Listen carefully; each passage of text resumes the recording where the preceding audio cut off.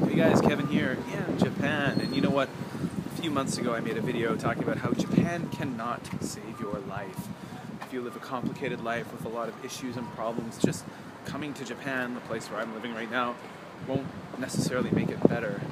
And it's not just about Japan. Just changing a geographic location doesn't guarantee fixing problems in life. For example, if you have an addiction issue, moving to another country won't fix that. If you have problems with money, financial issues, just moving to another place won't necessarily fix that. But what I will say is that, and yes, it is windy, by the way, I realize that, but you got to deal with that, right? If you want to watch the video. So moving to a new place can actually, I think, in my opinion, make things better depending on your situation. You know, think about myself, think of my situation. Okay, so years ago, when I first left, when I left Canada and I came to Asia, that was like 2002, early 2002. So the deal was, I was working in a job, you know, I was making okay money, working in the tech sector. I had a fair amount of stress from my job, but at the same time I had a job that many would consider cool. I had recently been dumped by a girlfriend who I was crazy about, and that, I guess she'd broken up with me several months before, but I have to admit I was having some issues letting go, because I had been really crazy about her. So when I decided to move to Korea, I was in a situation where I'd been dreaming of travel for a very, very long time. I had dreamed about, you know, just exploring the world, living in a different culture. Not so much travel as living in a different culture. I really wanted to live in a new place. And I decided to move to Korea because it just kind of seemed like the easiest situation at the time. Because, you know, apartments, you know, you get a job teaching English in Korea. The school would give you an apartment for free. They would give you a furnished apartment that paid for your airfare. It just made sense, you know, because I didn't really have a lot of savings. Although I was, you know, I was doing all right financially. So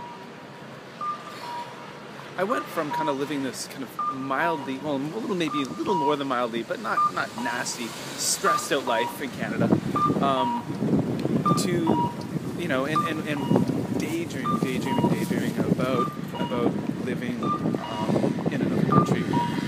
Oh, there's a wind again. I'm going to take a pause for a moment here.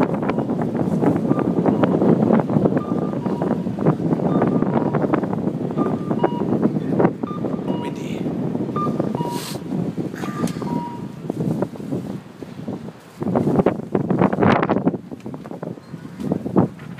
Okay, it's going to be windy no matter where I am.